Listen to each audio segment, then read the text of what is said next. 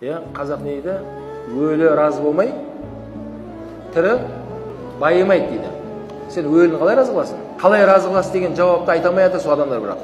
Сен қазір барып ана бауырым айтқандай Аллаға серік қосып, содан бірдеңе сұрасаң, ол разы болмайды оған. Бәлкім, мысалға ата-бабаңға сиынсаң, сенің ата-бабаңды періштелер азаптайды екен.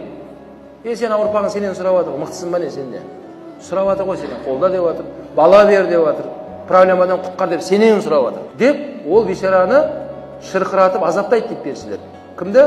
Сенің айтып тұрған атаңды. Өлі разы болмайды деген сөздің мағынасы, яғни оларды біз құрметтейміз. Құрметтеу деген қандай мағынада? Дұғаңды айтасың, Құраныңды оқисың, бағыштайсың, соның атынан садақа бересің, сол марқұмның атынан умра қажылыққа барсаң болады, үлкен қажылыққа барсаң болады, соның атынан мешіт соғып садақа қылып қойсаң болады, сол кісіден сауап барсың. Ал бірақ одан бірдеңе сұрау ол ширк болады. Одан көмек сұрау. Ата-баба өзің жебеп жүр, қолдап жүр өзің.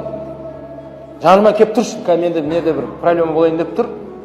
Сенен басқа ешкімге сеніп тұрған жоқпын, жанымда тұрсаң болды. Не әңгіме ол? Қалай сен жанында тұрады? Ондай болмайды бауырлар.